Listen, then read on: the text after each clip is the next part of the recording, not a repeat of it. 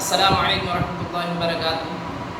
मुझे उम्मीद है आप सब खैरियत से हैं और घर पर होंगे और ज़्यादा से ज़्यादा हाथ धोने का काम जो है कंटिन्यू कर रहे होंगे और ज़्यादा से ज़्यादा एहतियात रखें क्योंकि कोरोना वायरस कंटिन्यूसली बढ़ता जा रहा है और हमें एहतियात की ज़रूरत है। चलिए अभी हम आगे शुरू करते हैं। अभी हम पहले थोड़ा सा रिवाइज़ कर लें हमने लास्ट वीडियो में, क्योंकि हमारा जो पृथ्वी हमारा आवास किताब में हम पाठ पढ़ रहे हैं सौरमंडल में पृथ्वी।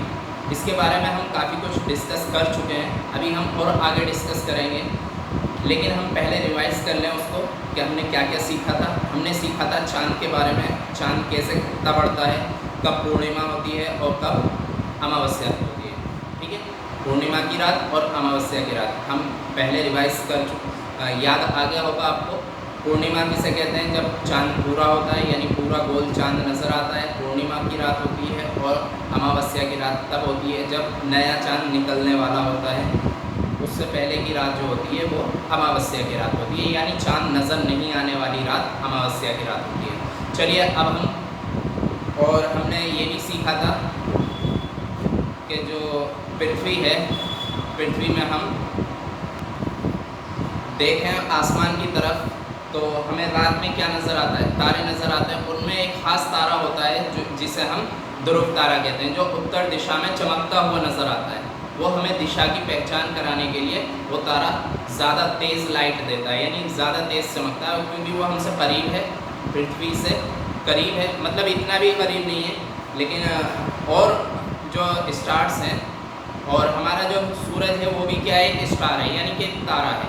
चलिए आज हम आगे पढ़ते हैं, आगे डिस्कस करते हैं। आगे सौरमंडल के बारे में हम थोड़ा बहुत कुछ पढ़ चुके थे, अभी हम सौरमंडल के बारे में डिस्कस करेंगे। पेज नंबर 4 पर दिया है सौरमंडल में हमारे क्या क्या चीज़ें होती हैं। सौरमंडल में सूरज होता है, सूरज क्या है? मुखिया है सौरमंडल का, और उसके अलावा 8 ग्रह होते हैं, पृथ्वी, बृहस्पति, बुध वगैरह, ये सारे हम पढ़ भी चुके हैं, हमने होमवर्क में भी किया था। 8 ग्रहों के नाम लिखे थे, उनके बारे में लिखा था, जो पेज नंबर 3 पर दिया गया पूरा चित्र है, उसमें हमने नीचे जो बाह्य जो आपके ग्रह थे और आंतरिक ग्रह, ये आप पढ़ चुके हैं, याद भी कर चुके होंगे, मुझे उम्मीद है। ये आपको होमवर्क दिया गया था। चलिए आज हम शुरू करेंगे। सूर्य में सौरमंडल में सूर्य होता है, 8 ग्रह होते हैं और तथा उपग्रह होते हैं, कुछ अन्य खगोल पिंड होते हैं जैसे कि उल्का पिंड और तुम्हारे क्षुद्र ग्रह के बारे में भी मैंने बताया था। क्षुद्र ग्रह पट्टी हमने देखी थी कल, जो कौन से 2 ग्रहों के बीच में क्षुद्र ग्रह पट्टी हमारी बृहस्पति और मंगल के बीच में, मंगल और बृहस्पति इन दोनों के बीच में क्या है? क्षुद्र ग्रह पट्टी है, इसे क्षुद्र ग्रह पट्टी कहते हैं। चलिए ये आपके जो एक्सरसाइज में क्वेश्चन भी है, किन 2 ग्रहों के बीच में क्षुद्र ग्रह पट्टी है। चलिए नेक्स्ट है आगे सूर्य के बारे में। सूर्य क्या है? सूर्य सौरमंडल के केंद्र में स्थित है, ये बहुत बड़ा है एवं अत्यधिक गर्म गैसों से बना है और ज़्यादा गर्म गैसों से ये बना हुआ है। इसका खिंचाव बल इससे सौरमंडल को बांधे रखता है। अब खिंचाव बल क्या है? खिंचाव बल किस चीज़ को कह सकते हैं? खिंचाव बल सूरज के पास भी है और पृथ्वी के पास भी है। अब आप कहेंगे कि खिंचाव बल ये क्या चीज़?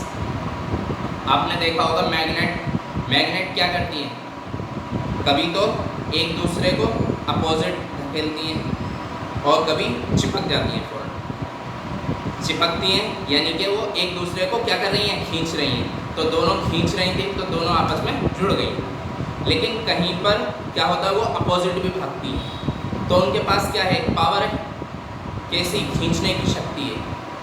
इसके बारे में हम आगे की क्लासों में पढ़ेंगे कि ये आखिर क्या चीज़ है, बट हम ऐसे ही समझ सकते हैं कि जब एक बड़ी चीज़ है, मान लीजिए आप 2 चुम्बक ले लीजिए, 2 चुम्बकों का क्या करेंगे? आप उन्हें दबाइए, एक दूसरे की तरफ को धकेलिए, तो क्या होगा? एक लिमिट होगी, वो वहाँ पर जाके रुक जाएंगे, उससे आगे नहीं बढ़ेंगी। तो इसी तरह जो है हमारा जो बैलेंस है अंतरिक्ष में, जो घूमने का बैलेंस है, वो इसी तरह का कुछ है। बस हम सरसरी तौर पर हल्का फुल्का सा एग्जाम्पल लेंगे, जितनी की बात समझ में आ जाए हमारी।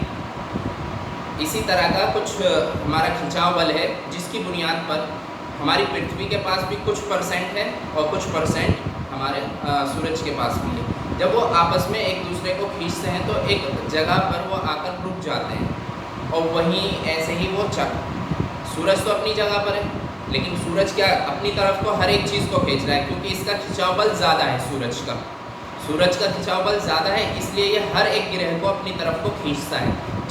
जितनी दूर तक इसकी पहुंच है वहाँ से हर एक ग्रह को अपनी तरफ खींचता है। लेकिन ग्रहों के पास भी कुछ पावर है, वो अपने आप को इससे दूर रखने की कोशिश करते हैं। तो इस तरीके से एक राउंड में फिर वो इसकी परिक्रमा करते हैं।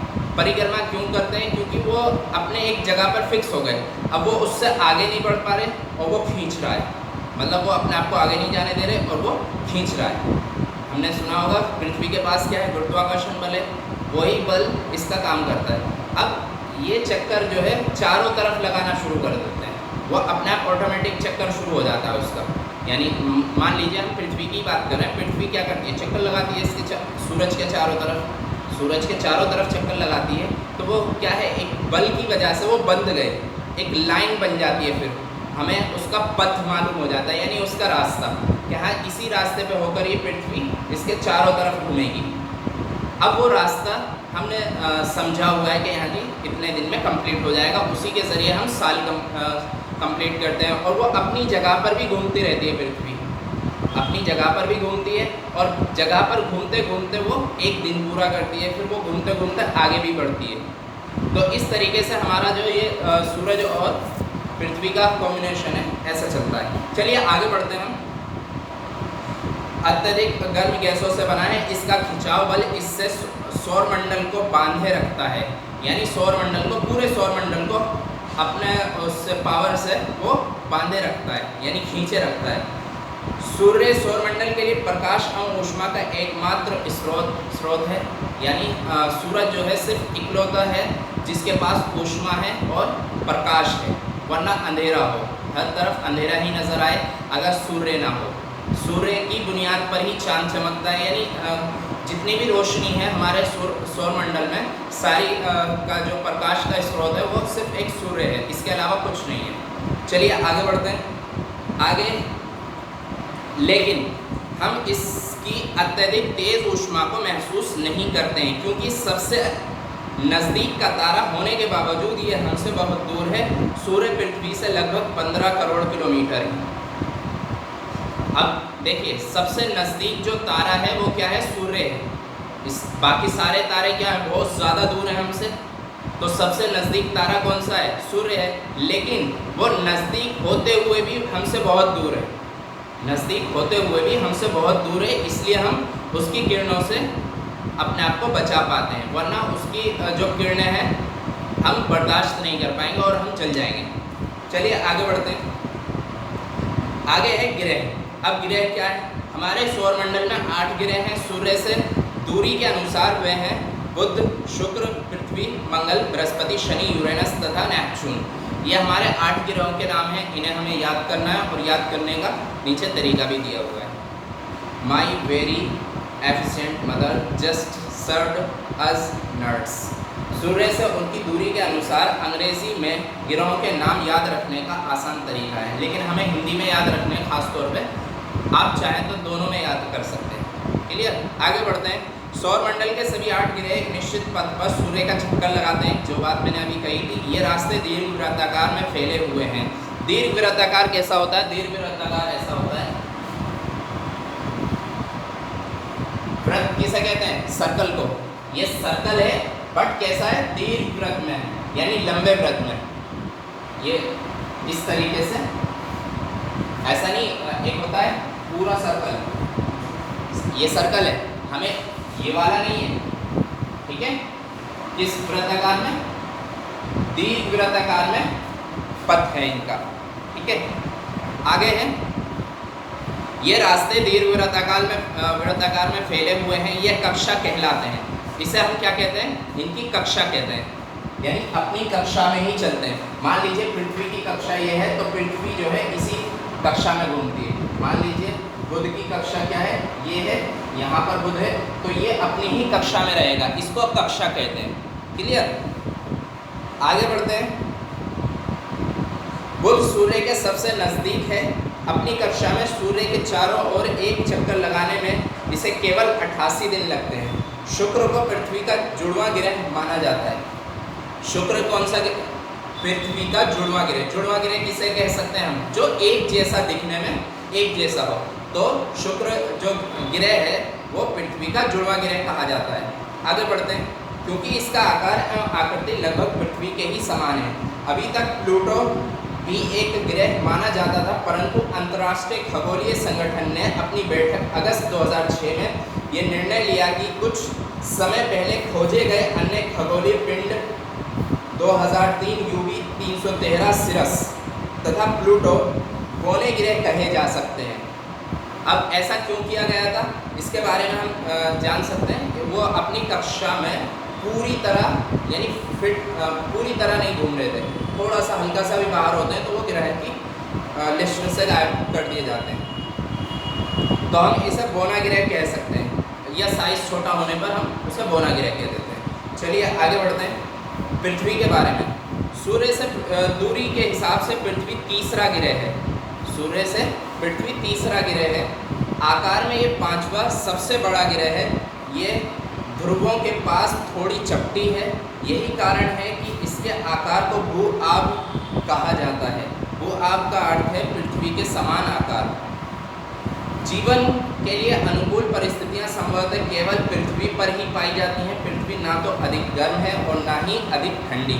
यहाँ पानी और वायु उपस्थित है जो हमारे जीवन के लिए आवश्यक है। वायु में जीवन के लिए आवश्यक गैसों जैसे ऑक्सीजन मौजूद है। इन्हीं कारणों से पृथ्वी सौरमंडल का सबसे अद्भुत ग्रह है। अंतरिक्ष से देखने पर पृथ्वी नीले रंग की दिखाई पड़ती है क्योंकि इसकी 2/3 सतह पानी से ढकी हुई है, इसलिए इसे नीला ग्रह कहा जाता है। यानी जब हम अंतरिक्ष से पृथ्वी को देखते हैं तो वो नीला नज़र आता है। क्यों? क्योंकि 2/3 क्या है? पानी है। 2/3 पानी से ढकी हुई है हमारी पृथ्वी, इसलिए। आगे बढ़ते हैं। चंद्रमा। अब आपके ख्याल में ये आता होगा, लोग कहते हैं पानी की कमी है, पानी की कमी है, पानी को सेव रखो, ये इस तरह के कमेंट्स आपने सुने होंगे अक्सर लोगों के ज़बानों से। तो अब आप सोच रहे होंगे कि इतना पानी होते हुए भी पानी की कमी है। वो सारा का सारा पानी वेस्ट है, यानी हम उसे पीने के यूज़ में नहीं ले सकते। ऐसा पानी है, यानी खारा पानी है, और खारे पानी का इस्तेमाल हम नहीं कर पाते। पानी तो है बट उसका इस्तेमाल नहीं कर पाते, और जो पीने योग्य पानी जो है वो हमारा बहुत कम है, सीमित है। इसलिए हमें पानी की हिफाजत करनी चाहिए। ठीक है, आगे बढ़ते हैं। चंद्रमा के बारे में पढ़ते हैं। हमारी पृथ्वी के पास केवल एक उपग्रह है। जो ग्रह का चक्कर लगाते हैं हम उसे उपग्रह कहते हैं। बात समझ में आ गई? इसका व्यास पृथ्वी के व्यास का केवल 1/4 है। 1/4 1/4 है। ये इतना बड़ा इसलिए प्रतीत होता है क्योंकि यह हमारे ग्रह से अन्य खगोलीय पिंडों की अपेक्षा नज़दीक है। यानी दूसरी चीज़ों के मुकाबले में चांद जो है सबसे ज़्यादा नज़दीक है। जब चांद हमारे पृथ्वी के चक्कर लगाएगा तो जाहिर सी बात है पृथ्वी के नज़दीक ही होगा। ठीक है, तो इसलिए ये हमें बड़ा नज़र आता है, पिंडों की अपेक्षा नज़दीक है। ये हमसे लगभग 3,84,400 यानी 3,84,400 किलोमीटर दूर है। अब आप पृथ्वी से सूर्य एवं चंद्रमा की दूरियों की तुलना कर सकते हैं, क्योंकि हम पढ़ चुके हैं सूर्य की दूरी कितनी है? 15 करोड़ किलोमीटर। 15 करोड़ किलोमीटर। और चंद्रमा की दूरी सिर्फ 3 लाख, 3 लाख, मान लीजिए 4 लाख, 4 लाख भी है तब भी 15 करोड़, यानी 4 लाख और 15 करोड़ में कितना डिफरेंस है? हद से हद 1 करोड़ हो जाएगा, 2 हो जाएगा, 3, 4, 15 करोड़ किलोमीटर दूर है क्या? सूर्य। इसलिए हमें इक्वल नज़र आता है। अगर हम देखते हैं तो अरे चांद भी इतना ही बड़ा है और सूरज भी इतना ही बड़ा है, तो इसलिए हमें इक्वल नज़र आता है कि एक ही साइज़ के तो हैं। और सर कहते हैं इतनी बड़ी चीज़ और इतनी बड़ी चीज़, ऐसा नहीं है। आप सोचते होंगे ऐसा ही है। सूरज कितना किलोमीटर है? 15 करोड़ किलोमीटर दूर, और चांद कितना है 3,48,400 किलोमीटर दूर। क्लियर, आगे बढ़ते हैं। ये हमसे 3,84,400 किलोमीटर दूर है। अब आप पृथ्वी से सूर्य एवं चंद्रमा की दूरियों की तुलना कर सकते हैं। आपके पास दोनों दूरियां आ चुकी हैं। आगे बढ़ते हैं। चंद्रमा पृथ्वी का एक चक्कर लगभग 27 दिन में पूरा करता है। लगभग इतने ही समय में ये अपने कक्ष पर एक चक्कर भी पूरा करता है।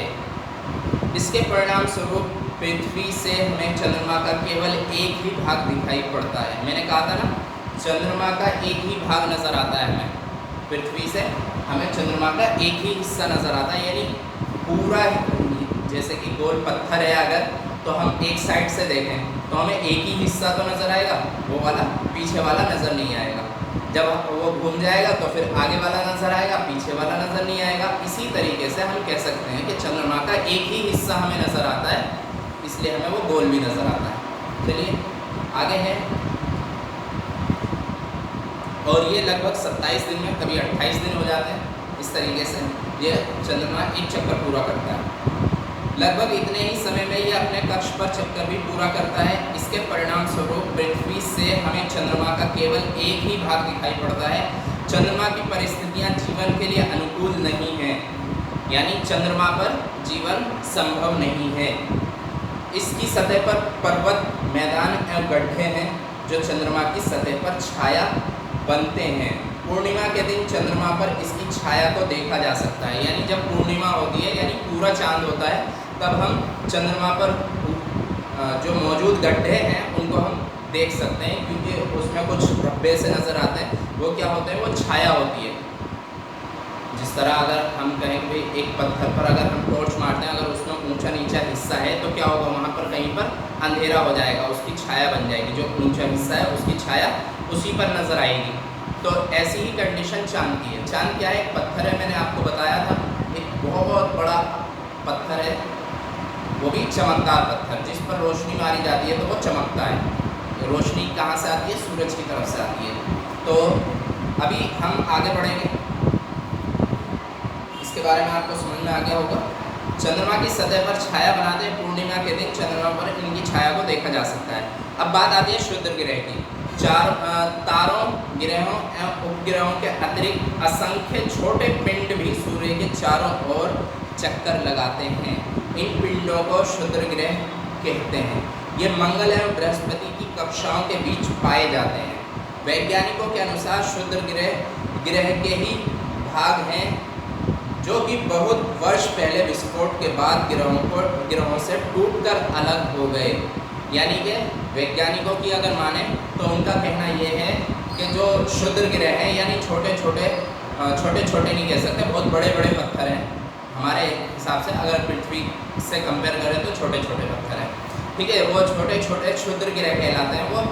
वो क्या है, घूमते रहते हैं, वो भी अपनी कक्षा में घूमते हैं, बट वो एक ही पट्टी पर, कौन से दो ग्रहों के बीच में, मंगल और बृहस्पति के बीच में वो चक्कर लगाते हैं, और वो सूर्य का चक्कर भी लगाते हैं। और उन वैज्ञानिकों का कहना है कि वो कहाँ से आए, वो कई सालों पहले, यानी लाखों वर्ष पहले अगर विस्फोट हुआ है तो वो ग्रहों के ही टूटे हुए हिस्से हैं, यानी जो हमारी पृथ्वी है उसका ही टूटा हुआ हिस्सा है, ठीक है, मिसाल के तौर पर। और दूसरे ग्रहों के भी टूटे हुए हिस्से हो सकते हैं, हो सकता है चंद्रमा के भी हिस्से हो सकते हैं, किसी के भी हिस्से हो सकते हैं। बहरहाल आगे बढ़ते हैं। उल्का पिंड क्या है, सूर्य के चारों ओर चक्कर लगाने वाले पत्थरों के छोटे छोटे टुकड़ों को उल्का पिंड कहते हैं। ये भी और छोटे होते हैं, यानी जो हमारे क्षुद्र ग्रह यानी वो ग्रह की कैटेगरी में आ जाते हैं, वो ज़्यादा बड़े होते हैं। किनसे, उल्का पिंडों से। उल्का पिंड और छोटे होते हैं, लेकिन वो फिर भी हमसे बड़े हैं, बहुत बड़े हैं, ठीक है। उल्का पिंड सूर्य के चारों ओर चक्कर लगाने वाले पत्थरों के छोटे छोटे टुकड़ों को उल्का पिंड कहते हैं। कभी कभी ये उल्का पिंड पृथ्वी के इतने नज़दीक आ जाते हैं कि इनकी प्रवृत्ति पृथ्वी पर गिरने की होती है।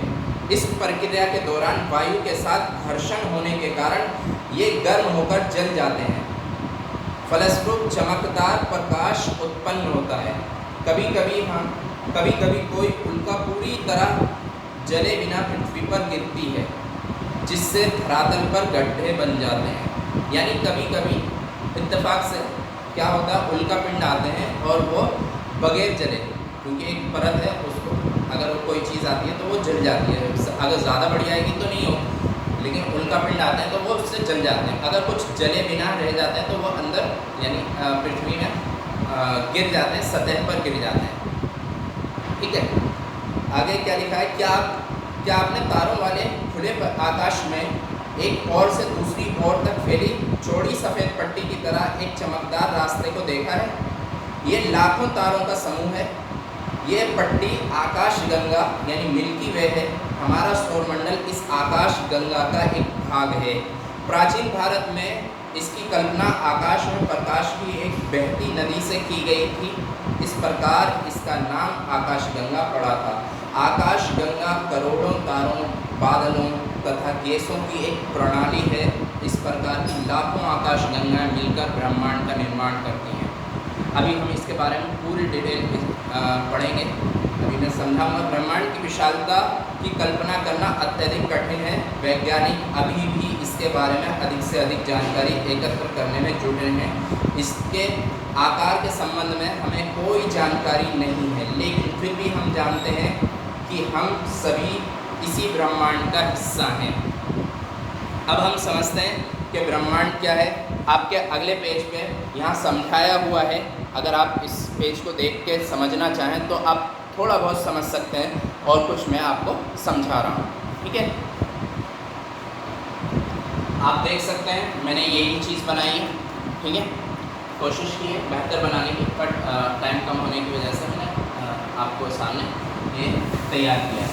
ठीक है, अब इसमें देखिए ये सूरज है, ये आपके ग्रह हैं, और ये शुद्ध ग्रह की पट्टी है। ये सब क्या चीज़ है? पूरा का पूरा क्या है? ये पूरा का पूरा क्या है? एक सौरमंडल है। पूरा जितना भी कुछ है सब क्या है? सौरमंडल का हिस्सा है। क्लियर? यहाँ ये सौरमंडल है। ठीक, अब ऐसे ही बहुत सारे सौरमंडल, अब मैं इसको साइज में छोटा कर देता हूँ। ठीक है, अब मिटाकर मैं सिर्फ सूरज को बना देता हूँ और सूरज के आसपास एक दो ग्रह दिखा देता हूँ। ठीक है, अभी आपको ये छोटा करके दिखा देता हूँ मैं इसको। ठीक, अब मान लीजिए अब ये जो इतना बड़ा था हमारे सामने, अब मैंने इसको क्या किया? सूरज बना दिया एक। ठीक है, और इसके आसपास छोटे से एक दो ग्रह बना के दिखा दिया। ठीक है, अब ये हमारा क्या है? सौरमंडल है। ठीक, ये क्या है? सौरमंडल है। फॉर एग्जाम्पल, सिर्फ समझने के लिए, ऐसे ही बहुत सारे क्या है और भी सौरमंडल हैं। और कितने सौरमंडल हैं? अनलिमिटेड, कोई गिनती नहीं, लाखों करोड़ों, कोई लिमिट नहीं है। ऐसे सौरमंडल मौजूद हैं। ठीक है, और बहुत सारे सौरमंडलों से मिलकर क्या बनता है? मिल्की वे बनता है, यानी आकाश गंगा बनती है। हिंदी में अगर बात करें तो आकाश गंगा।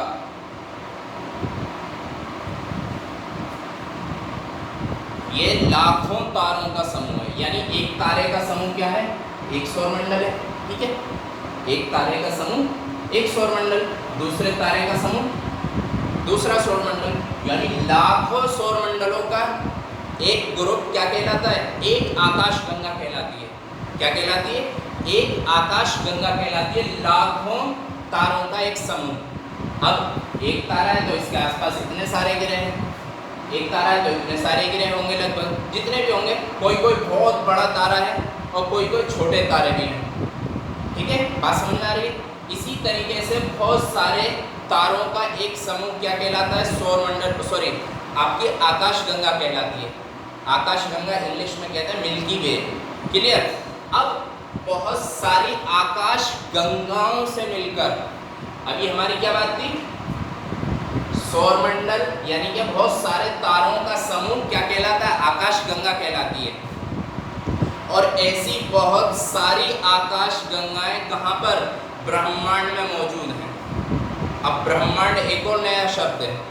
ब्रह्मांड, ये सारा कुछ जो भी कुछ है वो सब क्या है? ब्रह्मांड है। क्लियर हुई बात? यानी बहुत सारे तारों का समूह। अब मैं सूरज को क्या कह रहा हूँ? तारा कह रहा हूँ। अब मैं सूरज नहीं कह रहा, यह सौरमंडल नहीं कह रहा, मैं कह रहा हूँ बहुत सारे तारों का समूह क्या कहलाता है? एक आकाशगंगा कहलाता है। और बहुत सारी आकाश गंगाओं से मिलकर हमारा ब्रह्मांड बनता है। तो आप अंदाज़ा लगा सकते हैं हम पूरे ब्रह्मांड में कितने छोटे हैं, कि सोचा भी नहीं जा सकता इतने छोटे हैं। आप समझ गए होंगे, और जिसके बात समझ में आ गई हो कि हमारा वजूद कितना है, तो वो ज़रूर अपनी बातें मुझसे शेयर करें। ठीक है, चलिए, आपने इस सवाल का जवाब समझ लिया होगा कि हमारी पोजीशन क्या है। ये यहाँ पर है, और ये आपके लिए क्या है? पृथ्वी, फिर